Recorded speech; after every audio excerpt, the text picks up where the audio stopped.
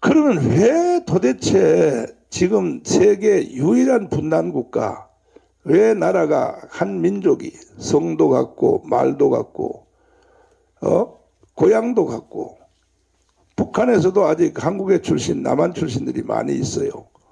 또 북한 출신들이 일사후퇴 때 피난 와서 한국에 사는 실향민이 1,000만 명입니다. 1,000만 명. 5,300만 국민 중에 북한 출신들이 1,000만 명이 지금. 이렇게 말도 같고 민족도 같고 피도 같고 다 같은데, 지금 남북한이 지금 분단이 되어서 서로가 적대감을 가지고 왜 이렇게 됐느냐, 거기에 대해서 근원적인 이야기부터 한번 하겠습니다. 자, 아까 조금 전에 이 상해 임시정부 이야기, 3.1 독립운동을 계승하여 또 4.19 정신을 이어받아, 원래는 여기에 5.16 정신도 여기 원래가 들어가 있었는데 요거 중간에서 5.16은 빠졌습니다. 그러면 나라가 왜 이렇게 망했느냐, 대한민국이 이렇게 망했느냐 하면, 사실은 이제 그 조선이 망한 것은, 조선 500년이 망한 이유는, 이거는 이제 철종 때부터 망하기 시작했어요. 철종 때부터 이 남욱군으로 그 활동하던 강화도에서 철종을 그 당파 싸움 때문에 서로 계파, 왕을 중심에 놓고, 지금도 똑같아요. 지금도 여러분 얼마나 웃긴지 아세요? 지금 용산에 있는 300명 비서관들 있죠. 비서관들이요. 참, 누구 때문에 그 좋은 비서관에 들어갔는지, 누구 때문에 장차관 들어갔는지도 모르고, 이놈들이 90% 이상이 다 정광훈을 비판하고 있어요. 뭐 장차관을 비롯하여 그 다음에 또 그 비서관들이 정광훈을 흉을 보고 있어요. 정광훈을. 그 왜 그러냐? 우리가 가문운동을 세게 해서 윤석열 대통령을 당선시켜 놓으니까 가문 세력이 가까이 오는 것이 두렵단 말이야. 두려워. 그러니까 300명의 비서관들이요, 더 특별히 국민의힘 정당 저 108석 저놈들이요, 저놈들도 저 국회의원에 볼 수 없습니다. 계속 광화문을 경계하는 거야. 왜? 주도권을 안 뺏기려고. 근데 이제는 손 떼어야 돼요. 저 국민의힘 정당은 해체해야 됩니다. 해체하는 길밖에 없어요. 그래서 지금도 이 왕을 중심으로 하여 권력이 모여서 서로 뭐 소론, 양론, 뭐 당파 싸움 하는 것처럼, 이게 이 나라의 민족이 이게 6.25로부터 왔기 때문에 그런 짓을 지금도 그대로 하고 있어요. 과거에 이명박 정부 때, 박근혜 정부 때 비서관을 했던 사람들의 내 얘기를 쭉 들어보니까 천하의 비서관 못 해먹겠다는 거예요. 왜? 청와대 안에서도 박근혜 대통령 시절에, 또 그 다음에 또 이명박 시절 때도 보면 같은 비서관 안에서도 서로 고자질 한다는 거야. 옆에 사람을 짓밟고 자기가 한 계급 더 올라가려고. 그래서 성공한 사람도 있고, 오히려 또 쫓겨난 놈도 있고. 그 인간의 이 본성이, 이 조선의 피가 흐르는 이 인간들은 이 더러운 피야. 이게 더러운 피. 이게 6.25 때문에 생긴 건데, 그런 짓을 계속 했단 말이에요. 그러니까 이제 강화도에서 남욱군으로 일하고 있던 왕족이었으나 밀려나서 강화도에 쫓겨난 철종을, 이 자기들의 세력을 이제 옹호하려고 특별히 조대비가 조대부 세력이 안동김씨 세력 해가지고 데리고 왔어요. 그러니까 이게 나무꾼 하다가 농사 짓다가 갑자기 왕이 돼가지고 가마 타고 왕으로 딱 오니까, 이게 뭐 왕이 뭔지 뭐가 뭔지 그냥 세력이 센 사람에 의하여 이제 움직이는 거야. 그런데 이제 그 철종이 애를 못 낳죠. 애를 못 낳으니까 할 수 없이 양자를 데리고 와야 돼. 양자를 데리고 와야 되는데 누구로 데려올 것인가 하고 이게 대왕대비, 조대비라 합니다. 조대비, 대왕대비가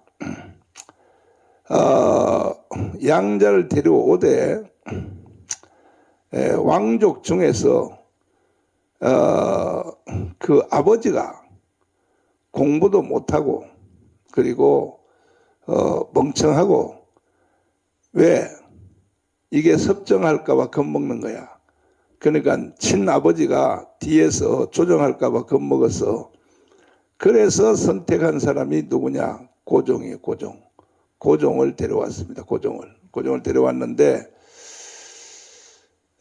고종이 이제 참 왕으로 선택되어서 세자로 이제 경복궁에 들어가게 됐는데 이 고종을 왜 선택했느냐 하면 고종의 친아버지, 낳았던 친아버지가 바로 대원군입니다. 그러니까 이황입니다. 이황.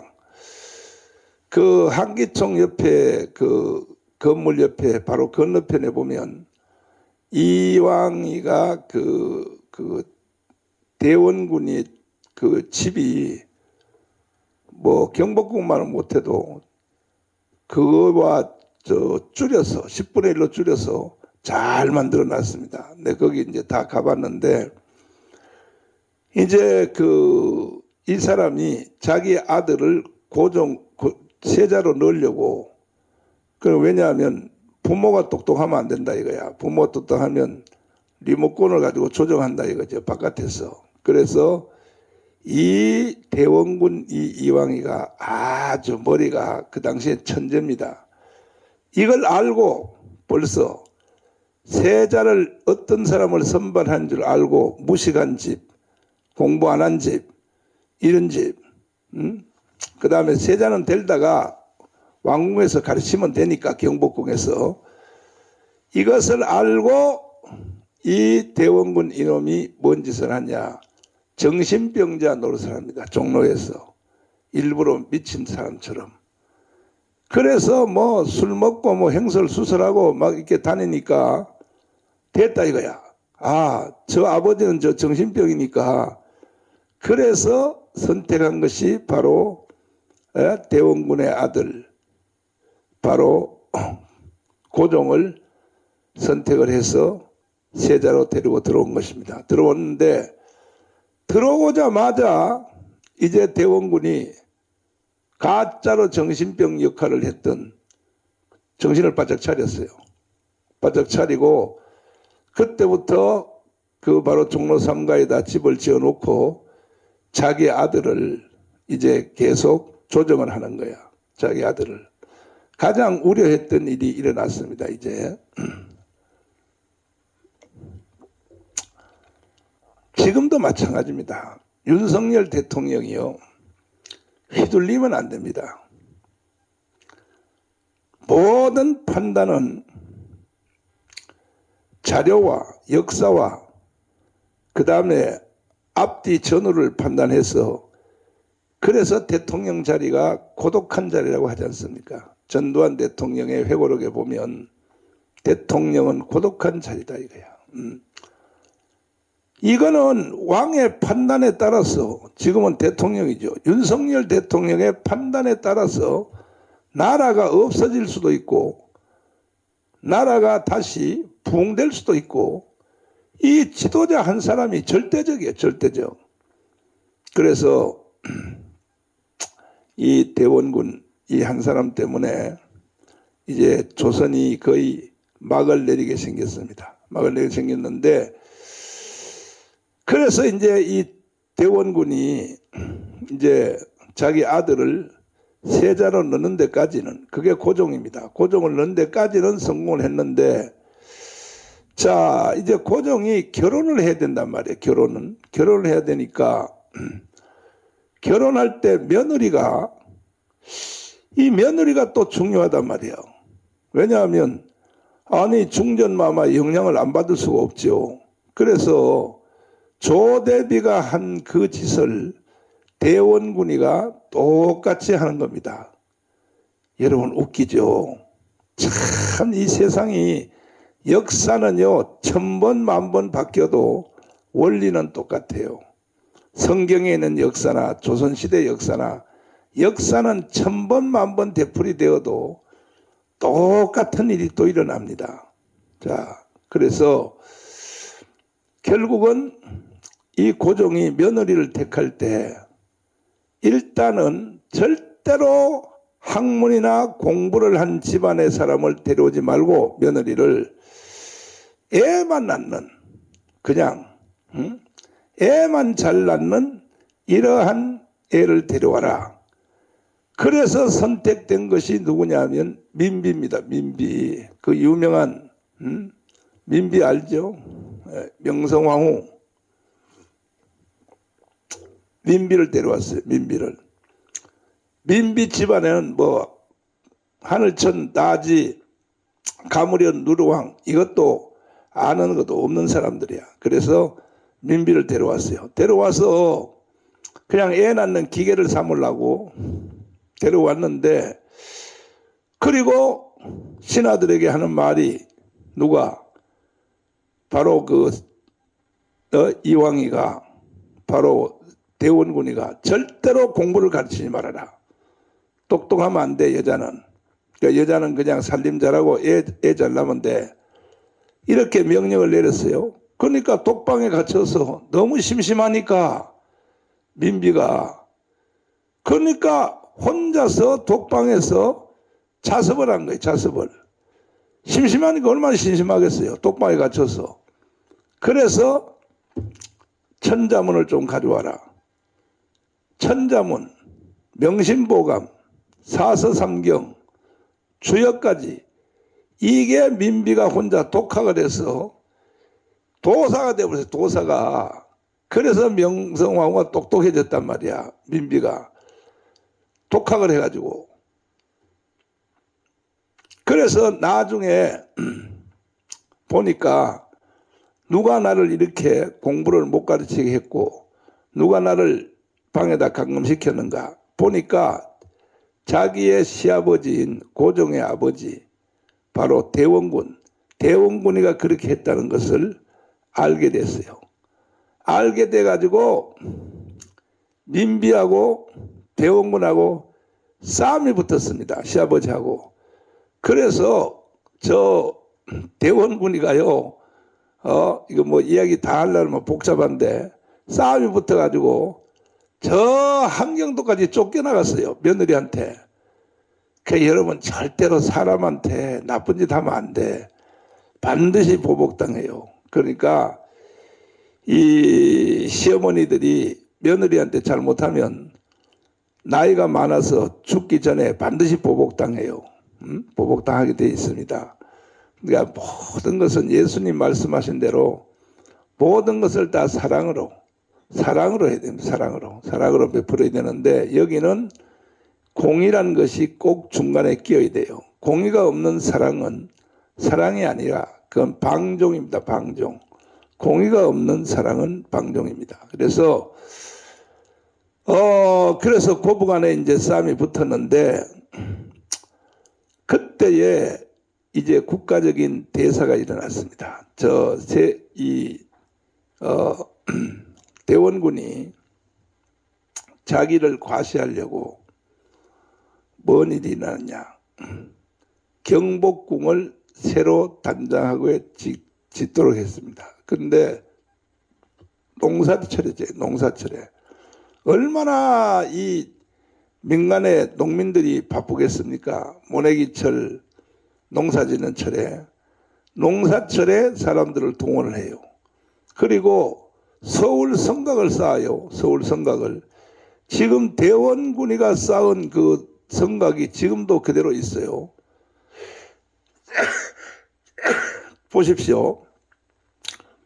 남대문에서 그 남산으로 올라가는데 거기 성곽 있죠.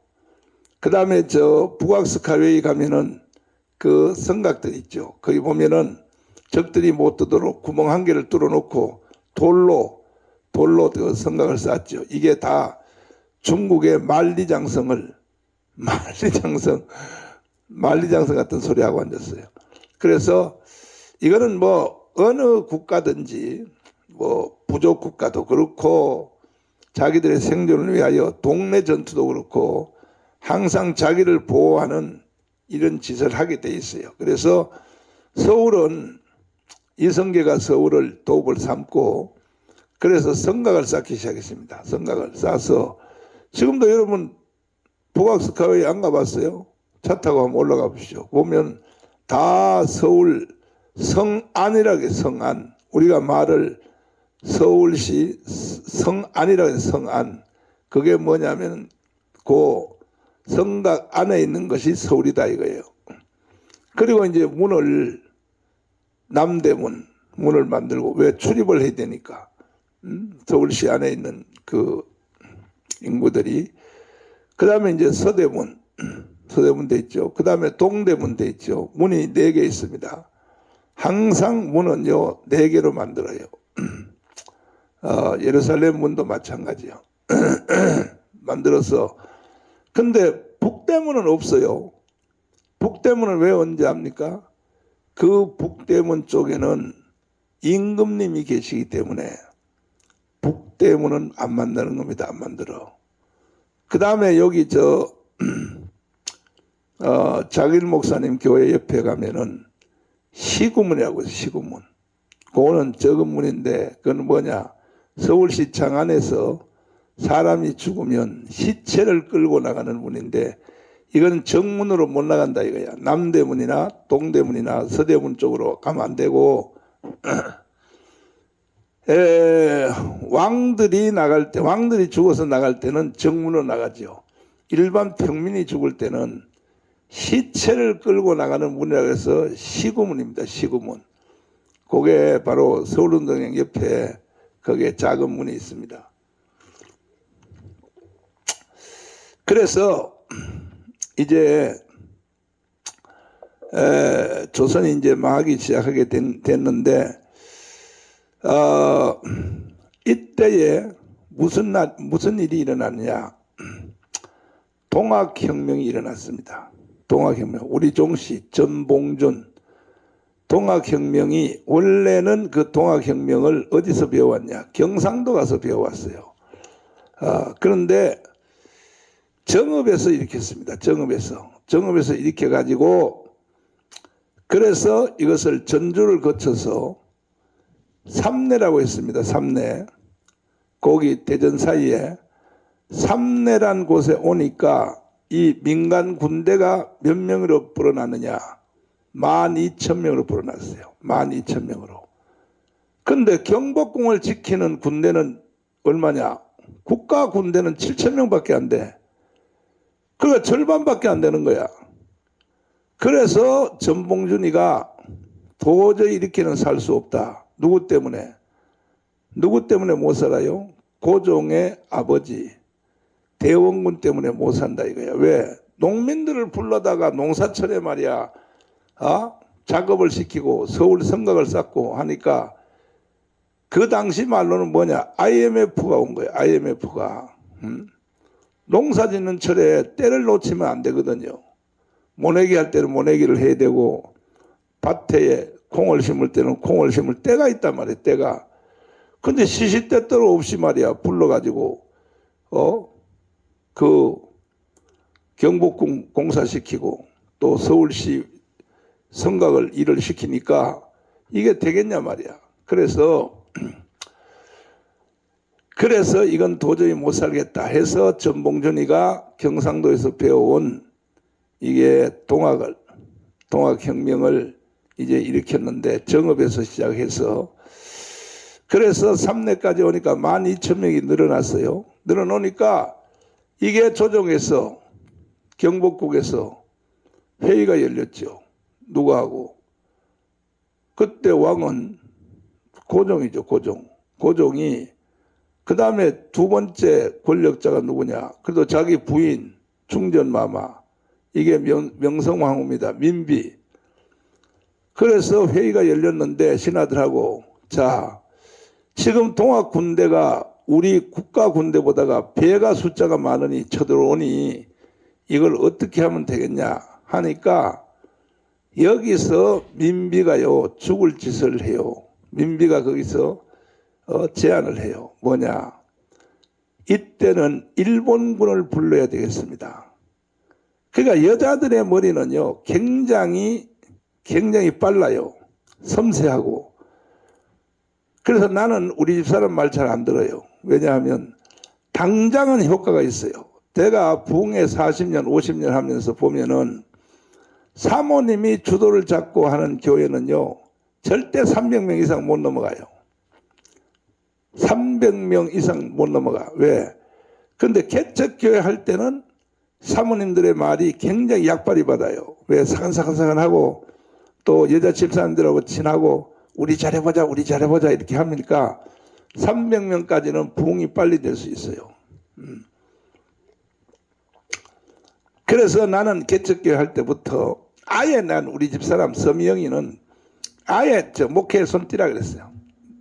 너는 피아노 반주나 하고 아예 교회 주일날만 오고 예배 시간만 오고 아예 손대지 마라. 지금까지도 그렇게 하고 있어요. 지금까지도 우리 집사람은. 이제는 뭐 조금 나이가 먹어가지고 이제 뭐 교회 뭐 그 청년들 뭐 성가대 뭐 이런 애들 뭐 밥도 뭐 만들어주고 뭐 이거 하는데 그러나 뭐 당회라든지 당회하는데 우리 집사람이 만약에 참여했다. 나한테는 사형이에요. 사형. 뭐 재직회 하는데 뭐 자기 의견 했다. 이건 사형이에요. 사형. 내가 50년 부흥회 하면서 본 게 있단 말이에요. 공부를 한 게 있어요. 이 부흥사가요. 부흥회 하면 다른 교회 가서 은혜만 끼치는 것 같지만 아니에요. 가서 보면 공부가 많이 할 수 있어요. 그 교회, 이 교회는 왜 이렇게 됐을까? 이 교회는 누구 때문에 이렇게 부흥이 안 될까? 한눈에 딱 보여. 근데 거의 다 90%가 사모님들 때문에 부흥이 안 돼. 사모님들 때문에. 자, 지금 또 사모님들한테 내가 미움받게 생겼는데, 이건 뭐 사실이니까 할 수 없어요. 여러분, 좋은 소리만 듣는다고 시청하지 마시고, 가슴이 아프고 찔리고 책망을 해도 들어야 돼요. 들어야 사람이 자기가 발전을 하죠. 그래서 내가 우리 아들 전애녹이한테 내가 이랬어요. 너는 절대로 너 마누라 양면이한테 잡히면 안 돼. 내가 그랬더니 씩 웃어요. 씩 웃다가 우리 전애녹 우리 아들이 하루는 새벽기도 설교하다가 아빠가 내가 양면이한테 잡힌 줄 생각하고 나한테 잔소리를 했는데 양면이는 나한테 숨도 못 쉬어 이렇게 설교를 하더라고요.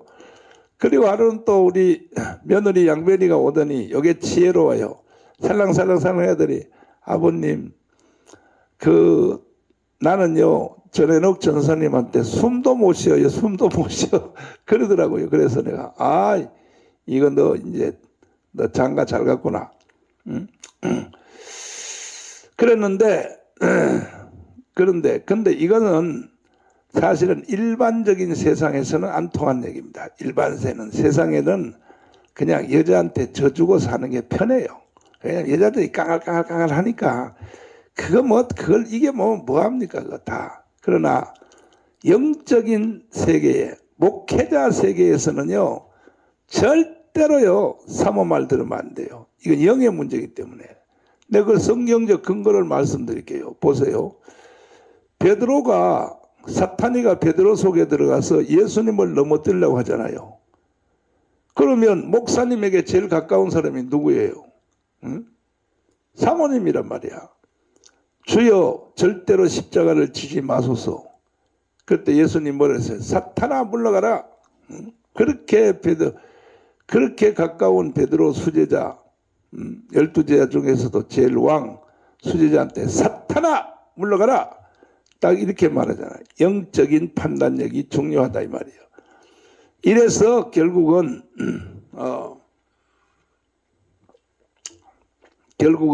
일본 군대를 부르자고 명성황후가, 다시 말해서 민비가 제안을 했어요. 그러니까 여자들 머리는 빠르단 말이야. 당장 현실적으로는 속도가 있단 말이야.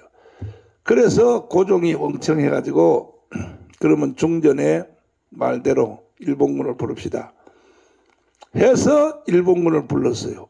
일본과 우리와의 관계는 어떤 관계야? 임진왜란을 거쳤지요. 참나, 응? 갑심정변을 거쳤지요. 뭐 항상 일본 때문에 우리가 시달려 왔는데, 근데 일본 군대를 불렀어요. 일본 군대 불러와가지고 일단은 공주제에서 이 동학군하고 전봉준 군대하고 공주입니다. 공주제에서 싸움이 붙었어요. 붙었는데 일본은 우리나라보다가 100년 벌써 문화가 앞서갔어요.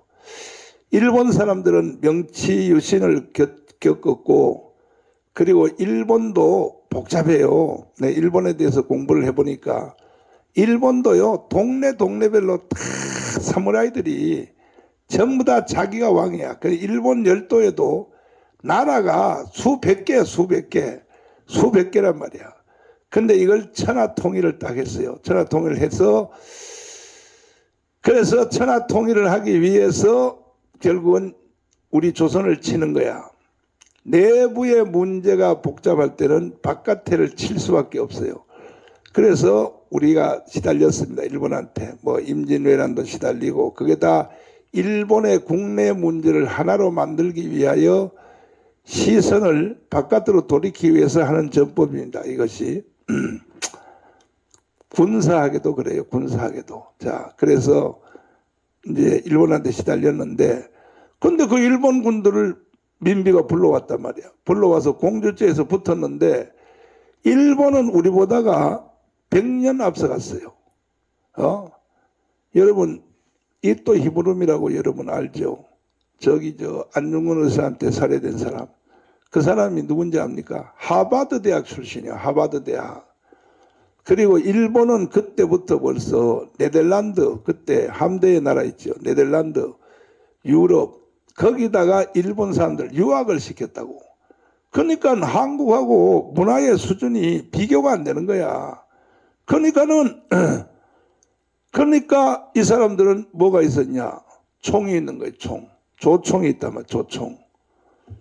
우리나라는요, 동학군대는 대나무밖에 없어. 대나무를 깎아가지고, 대나무가 긴 대나무에다가 앞에다가 막 화살처럼 만들어서 이걸 찌르면 전쟁 개념이 다른 거예요. 전쟁 개념이. 일본 사람들은 조총을 가지고 왔어.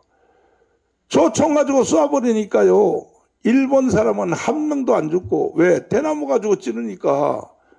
그래서 12,000명이 다 죽었어요. 다 죽었어.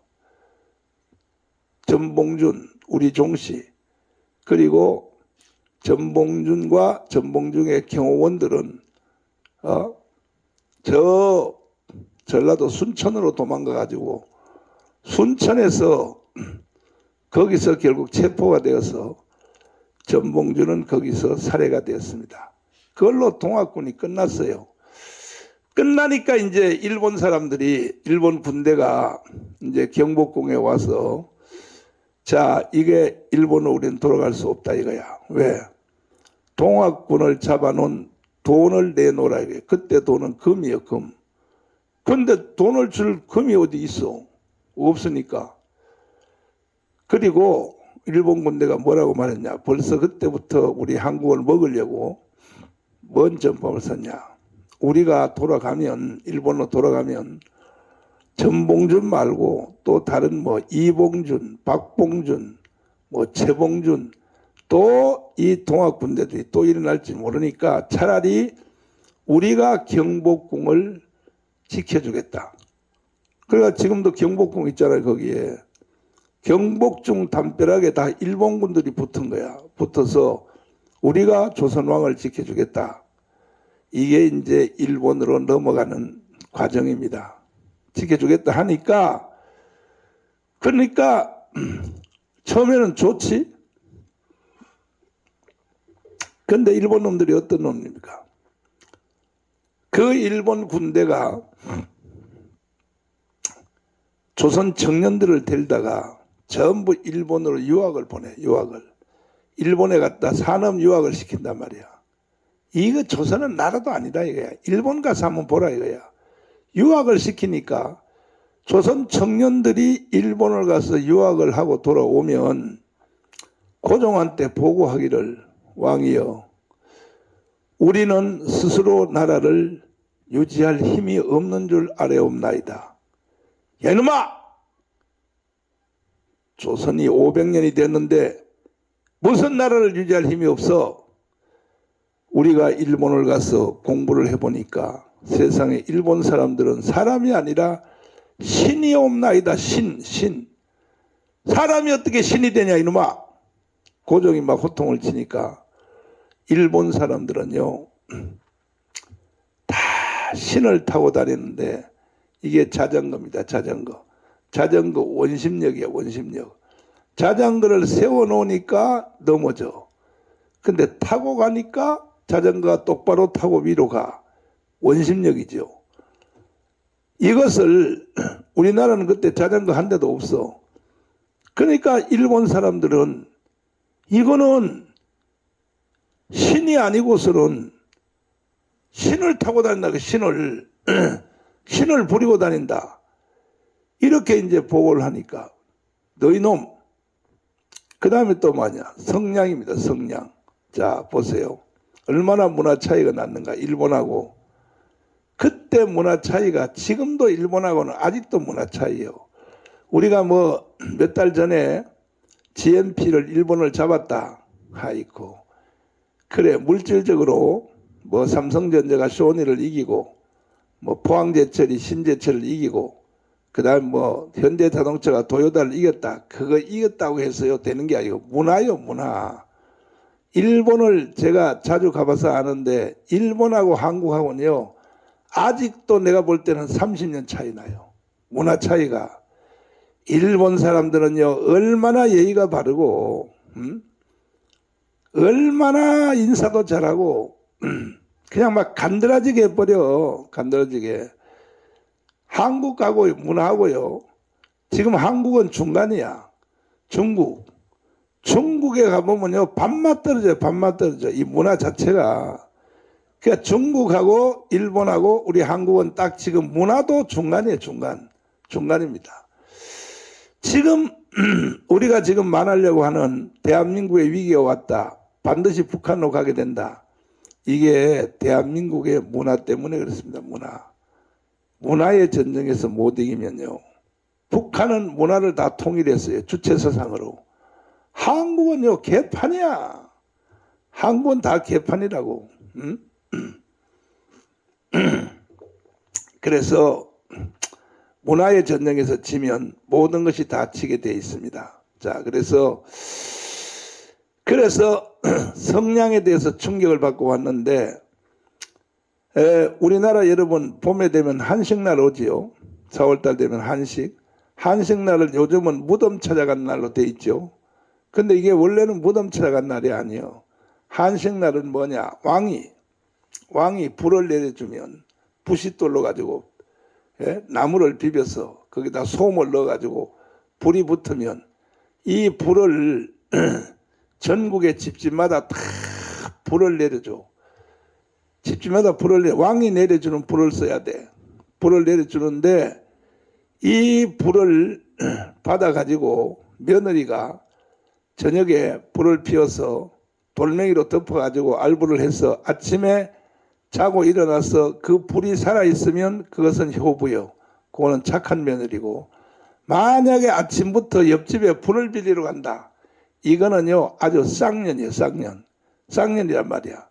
그러니까 불을 이제 빌리러 가는 불을 내려주는데 왕이 불을 내려주는 거예요. 방이. 이게 바로 한식날이에요. 한식날. 불을 내려주는데 일본 사람들은 산업유학을 가봤더니 불을 주머니 속에 넣고 다니는 거예요. 성냥이에요, 성냥. 근데 필요할 때마다 주머니에서 꺼내서 불을 휙 걸어보니까, 그래서 고종한테 와서 보고하는 말이, 왕이여, 우리는 나라를 스스로 유지할 힘이 없는 줄 아랍니다. 일본 사람들은 신입니다, 신. 이래서부터 동학혁명으로부터 드디어 나라가 무너지기 시작해서 1910년도에 결국은 문화의 싸움에서 지는 거야. 고종이 강제로 일본군들이 협박하여 한일협정, 한일병합 서명을 했는데, 실제 역사적인 책에 보면 고종은 끝까지 버티고 서명을 안 했다 그래요. 의인을 안 찍었다 그래요. 언제까지? 5년까지 버텼다는 거야. 그러나 일본은 그때 항복을 받아냈어요. 고종이 서명한다. 의인, 임금이 가지고 있는 도장 있죠. 서명한다. 이렇게 됐습니다. 그래서 이게 그때는 핸드폰도 없고, 그때는 뭐 연락처도 없으니까, 방송도 없고, 그러니까 나라가 일본으로 넘어간 것은 1910년도인데 국민들이 이걸 아는 데는 5년 후에 알았어요. 입에서 입으로 전달하니까 나라가 넘어갔대네. 나라가 이제 일본으로 넘어갔대네. 이래가지고 5년 동안 전파가 돼가지고 일어난 것이 뭐냐? 1919년 3.1 독립운동입니다. 3.1 독립운동. 3.1 독립운동이 그래서 일어난 것입니다. 자, 3.1 독립운동이 일어났는데, 그러니까 독립운동을 실패했어요. 3.1 독립운동을. 그거 전에 2년 전에 일어난 것이 1917년 공산주의 혁명, 러시아에서 볼셰비키 혁명이 일어났습니다. 일어나니까 볼셰비키 혁명이 2년 전에 일어났단 말이에요. 우리는 2년 후에 1919년도에 3.1 독립운동이 일어나고, 그래서 그 볼셰비키 혁명 때 거기 연해주에 있는 브라디보스토크 있죠. 거기에 있는 조선인들이 거기 많이 살았어요. 그 사람들이 볼셰비키 혁명에 참여했다고, 일개 분과위원으로. 거기 참여한 사람 중에 대장이 누구냐? 김맘겸이라고 있어요. 김맘겸. 이 김맘겸이가 이 스탈린, 레닌 이 사람들의 지시를 받고 상해 임시정부, 그걸 정부라고 말이야. 3.1 독립운동 때 다 애국자들은 다 쫓겨났어요. 한 사람도 못 살았어요. 전부 다 뭐 김구, 여운형, 김규식, 조수왕, 뭐 박헌영, 뭐 전체가 다 상해로 쫓겨났단 말이에요. 심양으로 갔다가 나중에 합해가지고 상해 임시정부로 갔고, 이제 갔단 말이에요. 가서 그래서 상해 임시정부라는 것이 형성이 됐어요. 형성이 됐는데 여기에 누가 붙었느냐? 김맘겸이가 붙었어요.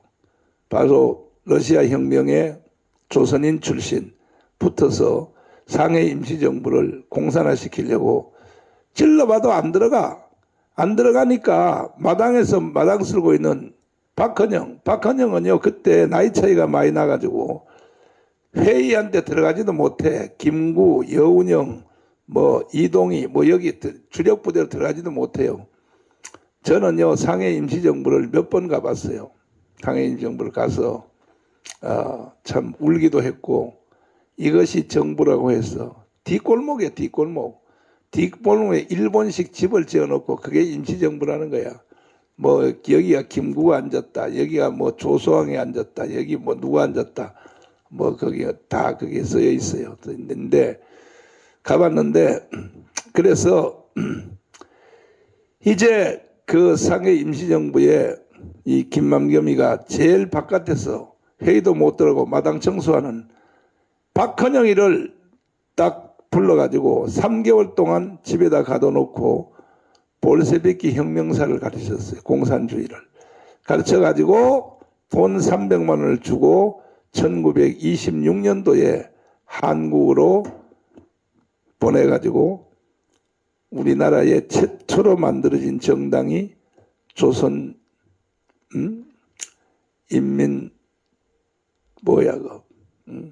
남노당이라는 당을 만들었어요. 이제 당을 만들어서 그래서 이 결국은 일본 헌병한테 체포가 돼가지고 이제 도망을 가다가 잡혀가지고 박헌영이도 잡혀가지고 근데 박헌영 이놈은 아주 머리가 잘 돌아간 놈이야. 깜빵 안에서 말이야 지가 눈 똥을 입으로 먹어. 그러니까 일본 헌병들이 이 새끼 정신병자다 그래서 풀어줬어. 집행유예로 풀어줬어요. 그 나머지도 다시 나중에 임기를 마치고 나온 뒤에 1938년도에 다시 또 공산당을 조직하다가 두 번째 잡혀서 또 도망갔고 박헌영이는 광주의 벽돌공장으로 가서 숨어서 이래서 이제 벽돌공장에 숨어서 이제 지하당 조직을 계속 조직을 하다가 해방이 되니까 모든 애국자들은 다 외국으로 다 갔다. 외국에 상해, 그 다음에 연해주, 그 다음에 뭐 또 동경 전부 다 이제 도망을 다 갔는데 이 박헌영 요놈 한 놈만 국내에서 해방을 맞이한 거야. 광주에 있는 벽돌공장에서. 그래서 전라도 광주가 빨갱이가 많은 거예요. 그때 박헌영이가 조직해놓은 뿌리가 지금도 그대로 있는 거예요. 지금도. 전농 알죠? 이번에 과천에서 거기서 그 트레일러 몰고 와서 싸우는 거 있죠. 이게 전부 그 뿌리입니다. 그 뿌리. 그때의 그 다 박헌영의 뿌리입니다. 남노당의 뿌리입니다. 북한은 김일성이가 들어와서 북노당을 조직했고 남한은 남노당의 박헌영이가 들어지었죠. 그래서 역사는 반복되는 거예요. 역사는. 지금 이제 우리 형제들 방송이 기다리고 있으니까 이제 난 여기서 이제 마무리 짓고 이따가 내가 다시 또 나올 텐데 잘 보세요. 역사는 되풀이 됩니다. 되풀이 되는데 지금 이 박헌영 이재명으로부터 시작한 내전 이 신호탄을 통해서 지금 게릴라전을 펴고 있어요. 게릴라전을. 어제 저녁에도 경복궁 앞에서 3,000명이 모여가지고 지금 막 여기 번쩍 저기 번쩍. 이게 원래 남노당의 전법이에요. 남노당이 그 전국을 다 이제 장악하고 불태울 때 가을에 농사 짓고 나면 그 집단을 집단 쌓아놓은 거 있죠. 거기다 불을 질러버려. 불을 질러가지고 아주 그냥 농민들을 선동한단 말이에요. 농민들을. 그래서 이번에 과천 앞에서 트레일러 싣고 와서 한 거 있잖아요. 전부 다 그놈들이요. 이게 남노당의 뿌리들입니다. 남노당의 뿌리. 역사는 되풀이 됩니다. 그래서 결국은 이 이재명 이놈이 결국은 탄핵을 시켰고 그러나 절대 우리가 질 수가 없습니다. 그래서 여러분 역사는요 이긴 자의 것입니다. 진자는 종이 될 수밖에 없어요. 이긴 자의 종이 된다고 성경에 써 있잖아요. 진자는 이긴 자의 종이 된다고. 우리가 북한의 종이 돼야 되겠습니까? 종이 안 되려면 이번 토요일 기회 없어요. 이제 더 이상. 우리는요 찔끔찔끔 싸우면 안 돼. 한 방에 전체를 다 제압해야 됩니다. 모든 좌파단체, 주사파, 종부, 간첩 세력, 그 다음에 옛날에 남노당의 찌꺼기, 이번에 그 과천에서 온 그 트레일러, 거기에 모인 사람들이 보세요. 트레일러 탄 사람뿐입니까? 아니고, 천 명이 1,000명. 거기다가 국회의원들까지 거기 또 다 왔어요. 저 야당 국회의원들까지. 그래서 지금 대한민국이 지금 한남동에도 진입하려고 그러고, 그것도 한 번도 아니에요. 내가 얘기했거든, 신혜식 대표님한테. 저놈들 여의도로 트레일러 싣고 가서 뭐 트레일러를 다 이제 자기 고향으로 다 보내는다고 하지만 저 북한으로 보내려고 하는 트레일러 아닙니까? 근데 이놈들이 다시 기습적으로 다시 올지 모른다고 내가 얘기를 했어요. 그랬더니 설마 올까요? 근데 봐요, 오잖아요. 어제도 왔고, 지금 서울시 동시다발적으로 지금 이제 이게 하려고 그러는데, 우리는 그거 뭐 동시다발적으로 하는 것마다 다 뭐 1,000명씩 보내가지고 대결할 필요도 없어요. 한 방에 싹 청소해야 됩니다. 이제는 4.19, 5.16 정신으로 대한민국은 이승만이 세웠고, 이승만이가 이런 정신을 세운 거예요. 그 다음에 또 박정희가 일으킨 나라입니다. 청소를 해야 돼. 대한민국의 국민들을 개조를 하지 아니하면 절대 대한민국은 현재 상태에서 퇴보하게 되어 있습니다. 우리가 오늘까지 잘 사는 것은 이승만과 박정희 덕분이고, 이것을 북한으로 넘기려고 하는 바로 이 이재명의 바로 이 세력, 연방제 통일, 주한미군 철수, 이거는 북한의 구호잖아요. 북한의 구호, 대기업 해체. 이놈을 용서할 수 있겠어요? 이재명을? 그래서 내일 토요일 날 우리는 대한민국에서 살기를 원하는 사람은 다 나와야 돼요. 얼마? 최소한 3,500만 원 나와야 돼요. 아직까지도